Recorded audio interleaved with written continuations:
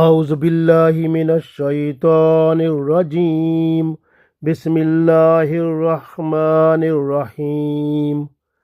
يمنون عليك أن أسلموا قل لا تمنوا علي إسلامكم بل الله يمن عليكم أن هداكم للإيمان إن كنتم صادقين. إن الله يعلم غيب السماوات والأرض والله بصير بما تعملون. عزیز دوستو، السلام علیکم ورحمۃ اللہ وبرکاتہ. سورہ حجرات آیت نمبر 17 اور آیت نمبر 18 تلاوت کی ہے. ان دونوں آیات میں اللہ تعالیٰ نے ارشاد فرمایا ہے ان لوگوں کے بارے میں جو اپنے ایمان اور اسلام کا احسان جتلاتے ہیں. اللہ تعالیٰ نے ارشاد فرمایا ان کو بتا دیں کہ وہ اسلام لائے ہیں، ایمان لائے ہیں، تو اللہ پر نہ رسول اللہ صلی اللہ علیہ وسلم پر کوئی احسان نہیں کیا انہوں نے. یہ تو اللہ کا احسان ہے کہ اللہ تعالیٰ نے انہیں ہدایت دی اور ایمان کی دولت سے سرفراز فرمایا. ان کو تو اللہ کا شکر ادا کرنا چاہیے. اگر یہ اپنی باتوں میں سچے ہیں تو یہ اللہ تعالیٰ کا شکر ادا کریں کہ اللہ تعالیٰ کا احسان ہے، اس نے کرم فرمایا تو یہ لوگ اس قابل ہوئے کہ ایمان کی دولت ان کے اندر آئی. کیونکہ اللہ سب جانتا ہے، جو بندہ زبان سے اسلام کا اعلان کرتا ہے، دل میں اگر اسلام ایمان نہیں پہنچا تو وہ اللہ کو معلوم ہوتا ہے. اس لیے اللہ تعالیٰ نے فرمایا کہ اللہ تو وہ ہے جو زمینوں اور آسمانوں کے غیب جانتا ہے.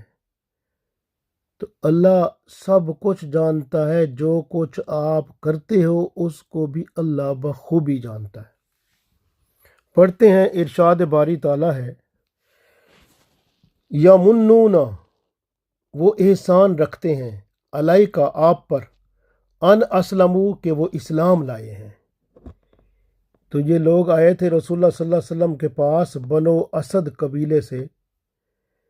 تو وہ رسول اللہ صلی اللہ علیہ وسلم کے پاس آئے، اس وقت قحط تھا، خوراک کی کمی تھی.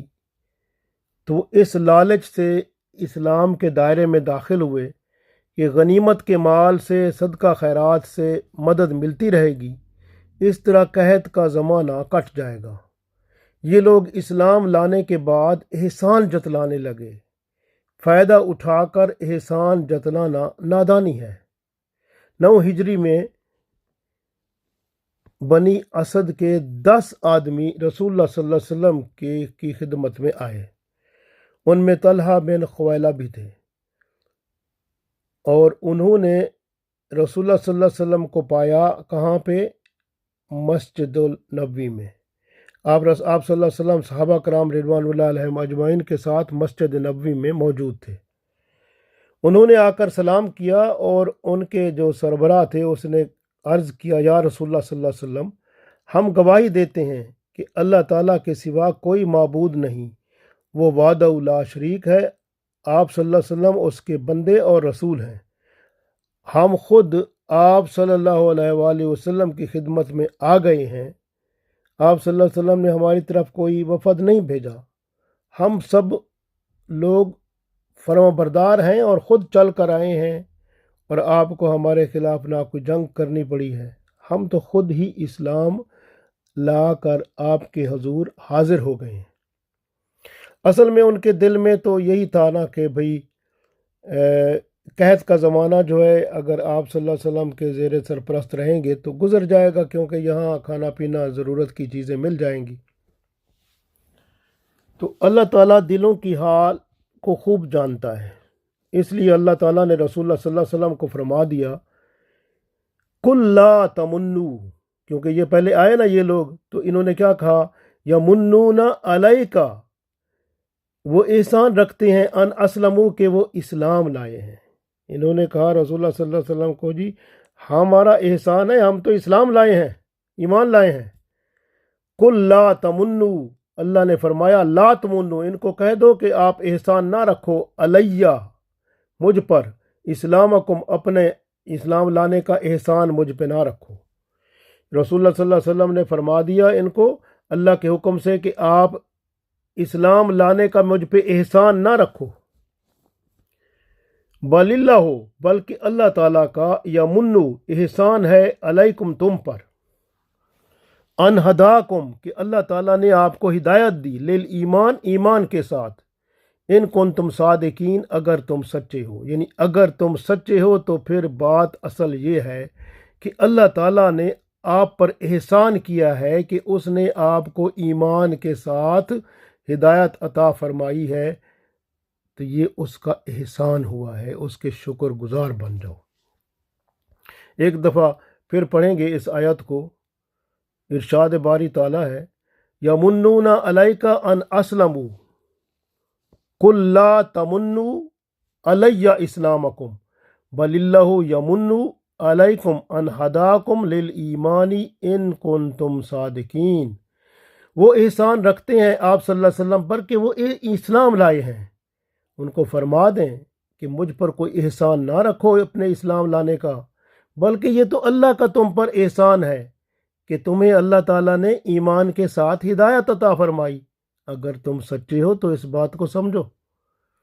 اگلی آیت میں ارشاد ہوا ان اللہ، بے شک اللہ تعالیٰ، یعلم، جانتا ہے، غیب السماوات والارض، جو کچھ آسمانوں میں غیب ہے، چھپی ہوئی چیزیں ہیں، اللہ تعالیٰ اس کو بھی جانتا ہے، والارض، اور زمین میں، اللہ تعالیٰ زمین اور آسمانوں کی چھپی باتیں، چھپے راز، چھپی چیزیں سب جانتا ہے۔ واللہ بصیر بما تعملون، اور اللہ دیکھتا ہے جو کچھ تم کرتے ہو، یعنی اللہ سب کچھ دیکھتا ہے جو آپ کرتے ہو، اس لیے اللہ کو سب پتہ ہے کہ آپ کے دل میں کیا ہے، آپ کے باہر کیا ہے۔ آپ اوپر سے تو کہہ رہے ہو ہم اسلام لائے ہیں، اور دل میں ارادہ ہے کسی طرح یہ جو قحط کا زمانہ گزر جائے، ادھر ہم اس طرح سے اپنا گزارا کر لیں۔ تو مقصد ہے اللہ تعالیٰ کے سامنے بندہ پیش ہوتا ہے تو اللہ کے سامنے جو حقیقت حال ہے وہ اللہ کو پتہ چل جاتی ہے، کیونکہ اللہ وہ ہے ان اللہ یعلم غیب السماوات والارض، اللہ تو وہ ہے جو آسمانوں اور زمین کے غیب جانتا ہے۔ تو واللہ بصیر بما تعملون، اللہ وہ ہے جو دیکھتا ہے جو کچھ آپ کرتے ہو۔ اس لیے یاد رکھیں کہ اللہ تعالیٰ نے رسول اللہ صلی اللہ علیہ وسلم کو فرما دیا کہ اگر تم ان کو بتا دو کہ اگر تم اپنے ایمان لانے کے دعوے میں سچے ہو تو تم نے اسلام لا کر احسان نہیں کیا، بلکہ اللہ تعالیٰ نے آپ پر احسان فرمایا ہے کہ اس نے آپ کو ایمان کے ساتھ ہدایت عطا فرمائی ہے۔ اصل بات یہ تھی کہ بہت سارے قبائل جب رسول اللہ صلی اللہ علیہ وآلہ وسلم نے مدینہ شریف میں اسلام کی باغ ڈور سنبھال کر اسلامی سلطنت قائم کی، تو تمام آس پاس کے قبائل جو تھے وہ اس نظریے سے اسلام کی طرف جھکنے لگے کہ اب اسلام سے بڑھ کر کوئی اور طاقت ان کو نظر نہیں آ رہی تھی۔ اس لیے انہوں نے کہا کہ اب اس بڑی طاقت کے سامنے جھک جانا چاہیے۔ اصل میں یہ جھک جانا اپنے مفادات حاصل کرنا ہے، اور اس طرح کا ایمان لانا یہ احسان نہیں بلکہ اس کو اللہ کا احسان سمجھنا چاہیے کہ اللہ تعالیٰ نے اسلام لانے کی طرف رجحان کرایا اور ایمان کے ساتھ ہدایت عطا فرمائی۔ تو اس لیے فائدہ اٹھا کر احسان جتلانا یہ ایک نادانی ہے۔ تو اس لیے یاد رکھیں کہ اسلام جو ہے اس کو اگر آپ کو اللہ نے اسلام ایمان کے ساتھ عطا فرما دیا ہے تو آپ اللہ کا شکر ادا کریں، کیونکہ یہ اللہ کا احسان ہو گیا ہے آپ پر، بہت کرم ہو گیا ہے، احسان ہو گیا ہے کہ آپ کو اللہ نے یہ سب عطا فرما دیا۔ کیونکہ اللہ کا شکر ادا کرنا سب سے بڑا کام ہے۔ جس کو دین حق مل گیا، دولت ایمان مل گئی، اور یہ اللہ کا بندہ جو ہے یہ اللہ کا شکر گزار ہو جائے کہ اللہ نے اس کے لیے ہدایت کا دروازہ کھول دیا، یہ احسان عظیم ہے۔ اللہ کا شکر گزار بندہ ہر حال میں، ہر وقت میں ہو جائے۔ شکر گزار کو اللہ تعالیٰ اپنے سے جدا نہیں کرتا، اسے دنیا میں کسی کا محتاج نہیں ہونے دیتا، آخرت میں بھی اس پر نعمتوں کی بھرپور رحمت فرمائے گا۔ شکر 3 طرح سے ادا ہوتا ہے۔ زبان سے ذکر کرے بندہ اللہ کا، قرآن پاک پڑھے، عمل کرے، درود و سلام پڑھے رسول اللہ صلی اللہ علیہ وسلم پر، اور ذکر الہی سے ہر وقت اپنی زبان کو سیراب رکھے۔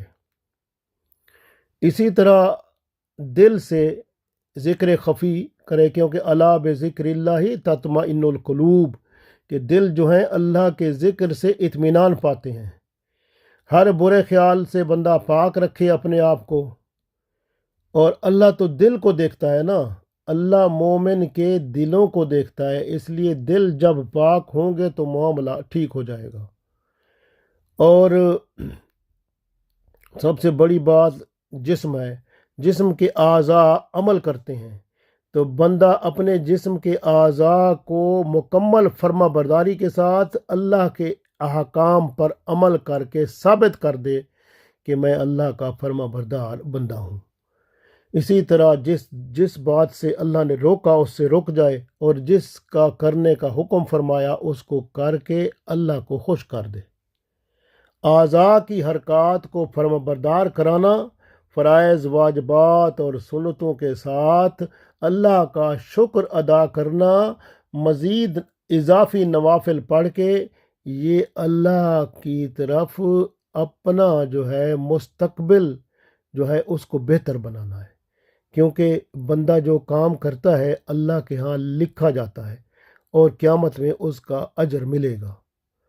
اگر آپ اللہ سے اور زیادہ رزق چاہتے ہیں دنیا میں بھی آخرت میں بھی، تو پھر آپ اضافی عبادت کریں، نوافل پڑھیں۔ رسول اللہ صلی اللہ علیہ وسلم رات کو شکرانے کے نوافل پڑھتے تھے، اتنا زیادہ کہ آپ صلی اللہ علیہ وسلم کی پنڈلیاں مبارک جو تھیں وہ ورم پڑ جاتے تھے۔ حضرت عائشہ رضی اللہ تعالی عنہا پوچھتی تھیں تو آپ صلی اللہ علیہ وسلم فرماتے تھے کیا میں اللہ کا شکر گزار بندہ نہ بنوں؟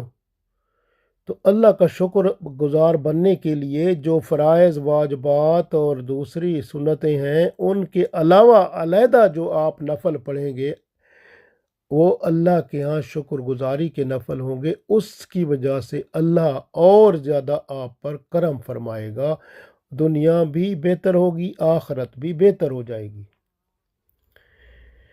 کیونکہ اللہ تعالیٰ ہر چیز کو جانتا ہے، اور سب سے بڑی بات یہ ہے کہ رسول اللہ صلی اللہ علیہ وسلم بھی اللہ کی طرف سے ہم پر احسان ہیں۔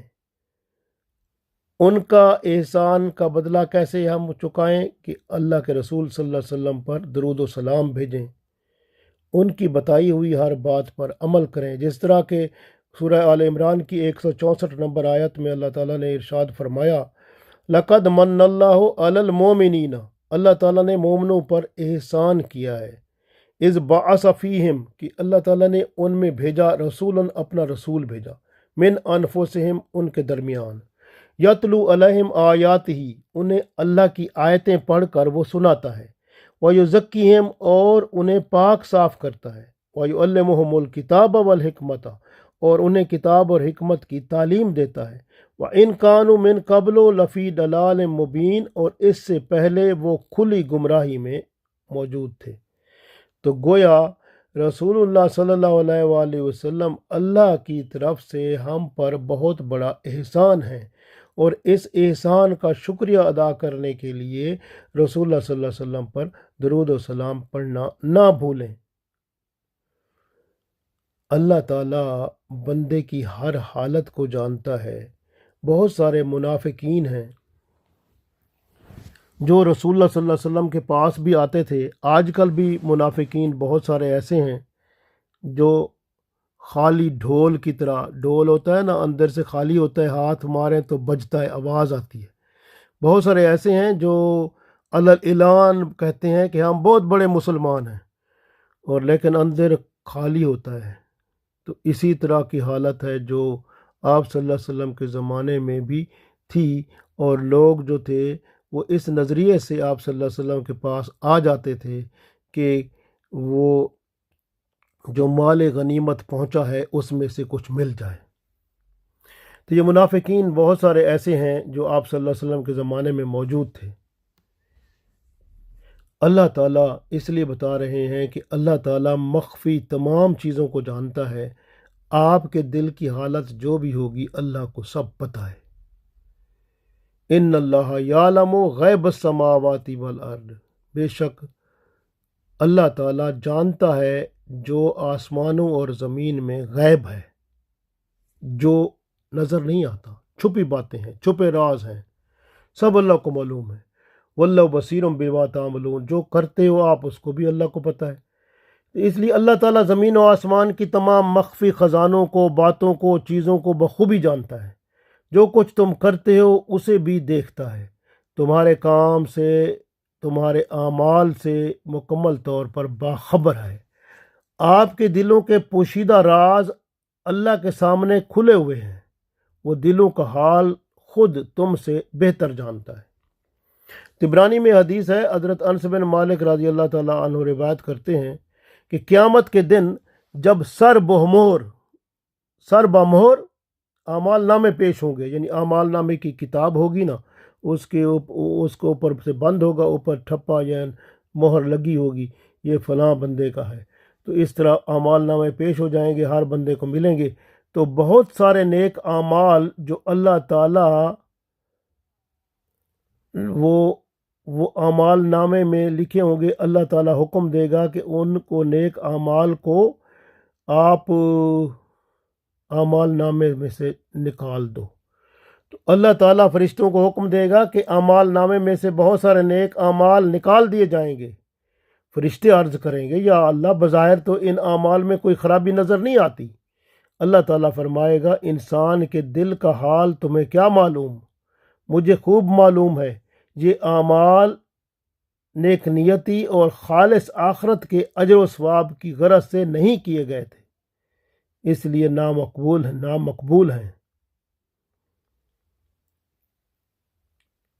تو اللہ تعالیٰ غیب کے حالوں سے مکمل طور پر واقف ہے، اور رسول اللہ صلی اللہ علیہ وآلہ وسلم جو ہیں ان کو اللہ تعالیٰ نے بھیجا، وہ بھی احسان بنا کے بھیجا۔ لقد من اللہ علی المومنین، یعنی اللہ کا احسان ہے ایمان والوں پر، اذ بعث فیہم رسول من انفسہم یتلو علیہم آیاتہ ویزکیہم ویعلمہم الکتاب والحکمۃ وان کانوا من قبل لفی ضلال مبین۔ تو یہ اللہ کے احسان ہیں۔ تو اس لیے اللہ اور اس کے رسول صلی اللہ علیہ وآلہ وسلم جو ہیں ان کے ساتھ جب بھی آپ رابطہ کریں تو عزت اور احترام کو ملحوظ خاطر رکھیں۔ رسول اللہ صلی اللہ علیہ وسلم کی عزت و شان اور پھر اللہ کی عزت و شان، اس لیے کہ قرآن پاک میں مختلف جگہوں پر آتا ہے کہ جس نے اللہ کی قدر کی اس کی شان بلند ہو گئی، اور جس نے اللہ کی قدر نہ کی تو اس نے اپنے آپ کو ضائع کر دیا۔ تو اس لیے اللہ کی قدر کرنا سیکھیں، اللہ کے رسول صلی اللہ علیہ وسلم کی قدر کریں، ادب کریں، دنیا اور آخرت کو بہتر بنائیں۔ اللہ تعالیٰ توفیق دے، آمین۔